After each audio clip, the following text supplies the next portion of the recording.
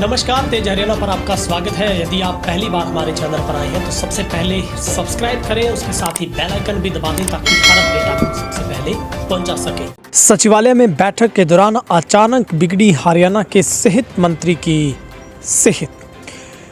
शुक्रवार को चंडीगढ़ के एमएलए हॉस्टल स्थित डिस्पेंसरी में स्वास्थ्य जांच अनिल विज की करवाएगी। विज का कहना है कि वे काम करते रहेंगे। बता दें कि पिछले साल हरियाणा के स्वास्थ्य गृह मंत्री अनिल विज के पैर में चोट लग गई थी। दिसंबर 2020 में वे कोरोना संक्रमित हो गए थे। जब कोरोना वैक्सीन का ट्रायल शुरू हुआ तो लोगों को राह दिखाने के लिए प्रदेश के गृह मंत्री ने रोहतक स्थित post graduate institute of medical sciences में सबसे पहले इंजेक्शन लगवाया था। बावजूद उसके कोरोना संक्रमित हुए तो वे गुरुग्राम के मेदांता हॉस्पिटल में भर्ती रहे। काफी दिनों के बाद कोरोना संक्रमण से उभरे थे। हरियाणा सरकार का बड़ा फैसला, 9वीं से 12वीं कक्षा तक के बच्चों को इसी सेशन से मिलेगी मुफ्त शिक्षा।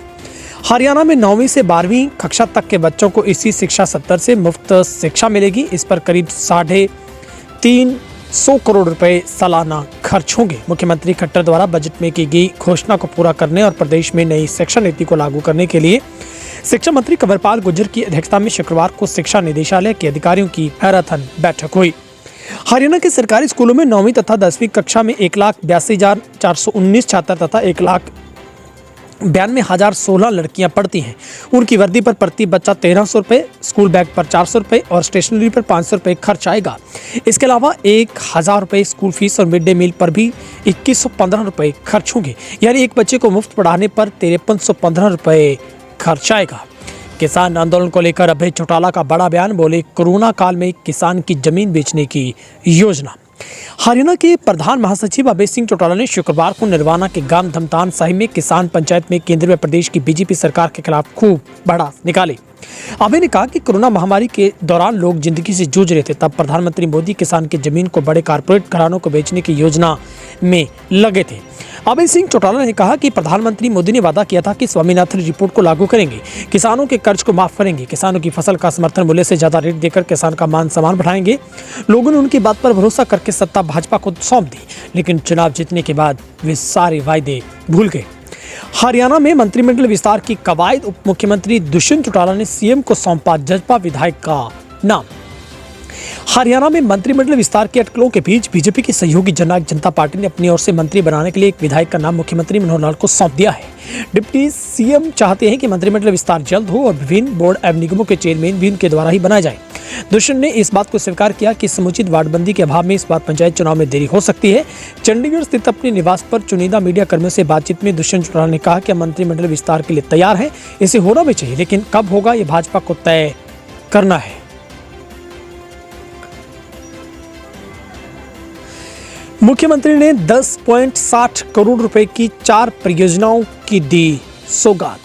मुख्यमंत्री खट्टर ने शुक्रवार को गुरुग्राम सहित प्रदेश के विभिन्न जिलों को 10.60 करोड़ रुपए से अधिक की परियोजनाओं की सौगात दी है। शिक्षा से जुड़ी ये सभी परियोजनाएं CSR के तहत विभिन्न कंपनियों के सहयोग से पूरी की जाएगी। मुख्यमंत्री ने लोक निर्माण विभाग विश्राम गृह में इन सभी 4 परियोजनाओं की डिजिटल रूप से शुरुआत की। इस परियोजना में REC फाउंडेशन के सहयोग से 1 करोड़ 18 लाख रुपए से अधिक राशि की लक्ष्य वाहिनी परियोजना शामिल है, जिसके माध्यम से अम्बाला, झज्जर, जींद, कैथल, यमुनानगर सहित 5 जिलों के लगभग 10,000 विद्यार्थियों को कॉमन सर्विस सेंटरों के जरिए 100 से ज्यादा प्रतियोगी परीक्षाओं के लिए प्रशिक्षण दिया जाएगा।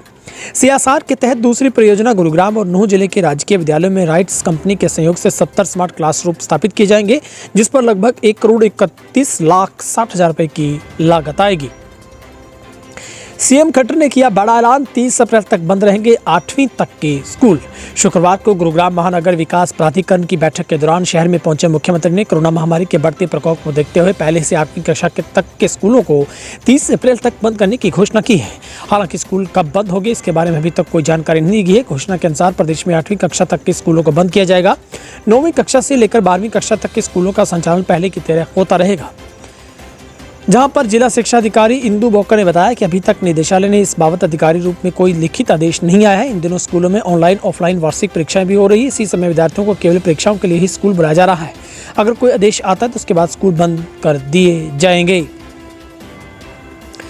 कृषि कानूनों के खिलाफ चल रहे आंदोलन के बीच टिकरी बॉर्डर पर वीरवार को आंदोलनकारियों द्वारा राज्य सरकार की ओर से पारित किए गए संपत्ति क्षतिपूर्ति कानून की प्रत्यफूंकी की। आंदोलनकारियों का तर्क है कि उनके आंदोलन को दबाने के लिए सरकार की ओर से कदम उठाया गया है।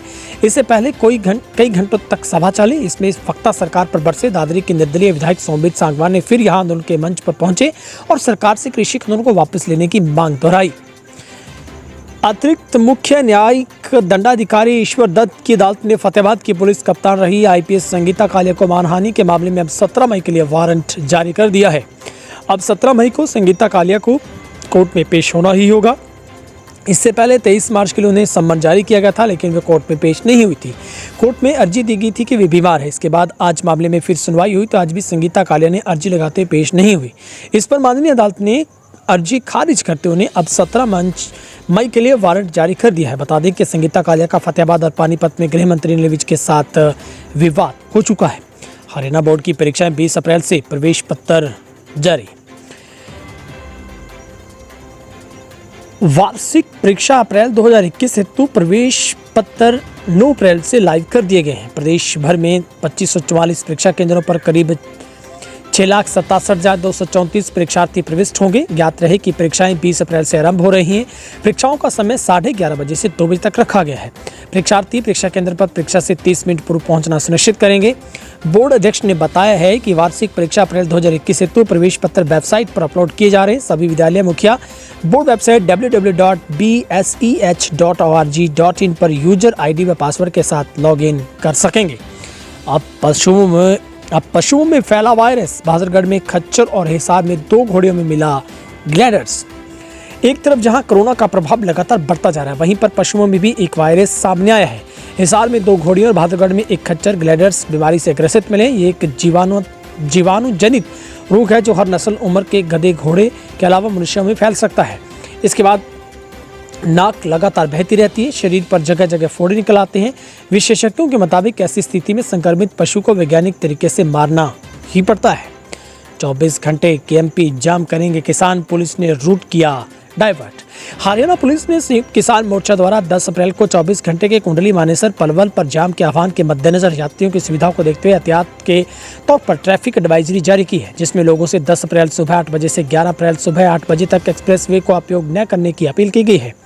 हरियाणा के अतिरिक्त पुलिस महानिदेशक के मुताबिक शांति व्यवस्था बनाए रखने, किसी भी तरह की हिंसा को रोकने और इस महत्वपूर्ण एक्सप्रेसवे पर यातायात और सार्वजनिक परिवहन प्रणाली को सुविधाजनक बनाने के लिए पुलिस द्वारा विस्तृत व्यवस्था की गई है। इसी अवधि में केएमपी एक्सप्रेसवे पर किसानों की स्थिति को ध्यान में रखते हुए सभी रेंज एडीजीपी, आईजीपी, पुलिस आयुक्त, जिलों के एसपी को दिशा निर्देश जारी किए गए हैं कि आमजन को कम से कम असुविधा के साथ कानून व्यवस्था बनाए रखना सुनिश्चित किया जाए। उकलाना में 120 फीट ऊंचे मोबाइल टावर पर चढ़ा किसान। हिसार के उकलाना हल्के के गांव दौलतपुर में एक किसान मोबाइल टावर पर चढ़ गया, जिसके बाद गांव में हड़कंप मचा। अपने भाइयों से नाराज प्रशासन से आश्वासन मांग रहा है। खेत के रास्ते को लेकर कई साल से इसे परिवार में विवाद चला रहा है। पंचायती पर समझौते की कोशिश हो चुकी है। युवक सुबह 6 बजे 120 फीट ऊंचे टावर पर चढ़ा, 90 फीट पर बैठा हुआ है। जानकारी के अनुसार गांव दौलतपुर का एक किसान 45 वर्षीय कुलदीप शुक्रवार सुबह 6 बजे गांव में स्थित एक मोबाइल टावर पर चढ़ गया। पता चलते आंदोलन में ग्रामीणों की भीड़ जुटना शुरू हो गई। सूचना पाकर पुलिस मौके पर पहुंची। कुलदीप का उसके 2 भाइयों के साथ 2 एकड़ जमीन के रास्ते को लेकर विवाद चल रहा है। डीएपी के दाम बढ़े, दीपेंद्र हुड्डा बोले ये चोट कैसे सहन करेंगे किसान। राज्यसभा सांसद दीपेंद्र हुड्डा ने डीएपी के दामों में की भारी बढ़ोतरी पर गहरी नाराजगी जताते हुए कहा है कि किसान पहले ही दर्द से तड़फ रहा है। ये भारी भरकम चोट वो कैसे बर्दाश्त करेगा। किसान देश की अर्थव्यवस्था का मजबूत स्तंभ है। पता नहीं सरकार उस पर कौन सी दुश्मनी निकाल रही। सरकार जो सौतेला व्यवहार देश के किसानों के साथ कर रही है, ऐसा व्यवहार तो कोई दुश्मन के साथ नहीं करता है। उन्होंने कहा कि 2022 तक किसानों की आमदनी दोगुनी करने का झांसा देकर सत्ता हत्या आने वाली भाजपा राज्य में किसानों की आमदनी दोगुना तो छोड़िए, किसान का खर्च कई गुना बढ़ चुका है। हरियाणा में अभी कई अफसरों कर्मचारियों पर गिरी गाज। सीएम विंडो पर शिकायत के बाद सस्पेंड। हरियाणा के मुख्यमंत्री खट्टर ने दिशा निर्देश पर सीएम विंडो पर आने वाली शिकायतों के प्रति लापरवाही बरतने वाले अफसरों और विभिन्न मामलों में दोषी पाए गए अधिकारियों कर्मचारियों के खिलाफ विभागीय कार्रवाई करते हुए कुछ को सस्पेंड किया है, तो कई के खिलाफ चार्जशीट करके अनुशासनात्मक कार्रवाई करने के निर्देश जारी किए हैं। जेजेपी ने संगठन में किया विस्तार। जननायक जनता पार्टी ने अपने संगठन का विस्तार करते हुए कई महत्वपूर्ण नियुक्तियां की है। पार्टी ने हल्का स्तर पर 43 पदाधिकारियों को नियुक्त करते हुए 9 जिलों में 36 हल्का प्रधान, 5 ब्लॉक प्रधान, 2 जोन प्रधान बनाए हैं। जेजेपी के राष्ट्रीय अध्यक्ष डॉक्टर अजय सिंह चौटाला, प्रदेश के मुख्यमंत्री वह वरिष्ठ राष्ट्रीय उपाध्यक्ष दुष्यंत चौटाला, जेजेपी प्रदेश अध्यक्ष सरदार निशांत सिंह, अन्य वरिष्ठ नेताओं ने विचार विमर्श के बाद कई नियुक्तियों की सूची जारी की है। किसानों के मसले पर बोले विज, मुझे चिंता, मैं कृषि मंत्री को लिखूंगा पत्र। हरियाणा के गृह मंत्री अनिल विज ने कोरोना से चिंता जताते हुए केंद्रीय कृषि मंत्री को पत्र लिखने की बात की है। वो आज अधिकारियों की बैठक ले रहे थे। हरियाणा में कोरोना की बढ़ती केसों और पीएम मोदी के साथ कल हुई बैठक के बाद स्वास्थ्य मंत्री ने महकमे के अधिकारियों की बैठक ली थी। उन्होंने प्रदेश में कोरोना के हालातों से निपटने की योजना बनाई। वहीं बॉर्डर पर किसानों के जमावड़े को लेकर चिंता जताई। उन्होंने कहा कि बॉर्डर पर किसान बीमार हो रहे हैं, उन्हें किसानों की चिंता सता रही है। 12 अप्रैल को नीलो नेता प्रदेश भर में करेंगे प्रदर्शन। खाद की बढ़ती कीमतों, कृषि कानून, गेहूं की सुचारू खरीद करवाने को लेकर प्रदेश भर में नीलो नेता कार्यकर्ता 12 अप्रैल को जिला स्तर पर विरोध प्रदर्शन करते हुए गवर्नर के नाम ज्ञापन सौंपेंगे। ये जानकारी नीलो नेता अभय सिंह चौटाला ने सिरसा में अपने निवास पर प्रेस वार्ता के दौरान दी है। चौटाला ने सरकार पर निशाना साधते हुए कहा कि किसान हितैषी होने का दावा करती है सरकार, जबकि किसान आज सबसे दुखी है। चौटाला ने कहा कि सरकार पूंजीपतियों को लाभ पहुंचाना चाहती है, किसानों को कमजोर करने में जुटी है। फसल पर सही दाम नहीं मिल रहा, जबकि डीएपी के दाम बढ़ा दिए। उन्होंने कहा कि किसान आज मंडियों में अपनी फसल को बेचने के लिए सबसे ज्यादा परेशान हो रहा है। चौटाला ने कहा कि हम सभी मांगों को लेकर राज्यपाल के नाम ज्ञापन सौंपेंगे और मुख्यमंत्री पर भी उन्होंने कई गंभीर आरोप लगाए। कुमारी सैलजा का निशाना, पहले भाजपा के विरुद्ध लड़ा चुनाव, अब भाजपा की झोली में जा बैठी जेजेपी। कांग्रेस की प्रदेश अध्यक्ष कुमारी सैलजा ने कहा कि किसान, मजदूर सहित हर वर्ग के लोग सरकार की गलत नीतियों से परेशान हैं। जेजेपी ने हरियाणा में भाजपा के खिलाफ विधानसभा चुनाव लड़ा था। अब चुनाव के बाद जजपा भाजपा की गोदी में बैठ गई है। बीजेपी जजपा को लोगों के विरोध का सामना करना पड़ रहा है। कुमारी सैलजा ने कहा कि प्रदेश में बिजली की भारी कमी है। सरकार बिजली उपभोक्ताओं को बिजली मुहैया करवाने में नाकाम साबित हो रही है। इसके विरुद्ध बिजली बिलों में इजाफा कर आम लोगों पर आर्थिक बोझ डाला जा रहा है। उन्होंने कहा कि किसान अपने आंदोलन में डटे हैं। किसान आज किसानों की आवाज उठा रहे हैं। प्राइवेट सेक्टर को खरीद सौंप कर किसानों के साथ अन्याय किया जा रहा है। किसानों के हितों को लेकर सरकार केवल नारों तक ही सीमित है। कोविड-19 को लेकर हरियाणा सरकार विफल रही है। उन्होंने हरियाणा सरकार को घोटालों की सरकार बताया। इन दिनों में वो 2 दिवसीय अपने एलनाबाद के दौरे पर है। वहीं पर सिरसा में कोरोना का बड़ा विस्फोट हुआ है, जहां पर एक ही दिन में 163 लोगों की कोरोना रिपोर्ट पॉजिटिव पाई गई। सबसे ज़्यादा मामले 60 मामले डबवाली में कोरोना पॉजिटिव केस मिले हैं। वहीं पर सीएमओ ने जानकारी देते हुए चिंता व्यक्त की है। लोगों को मास्क पहनने की अपील की गई है।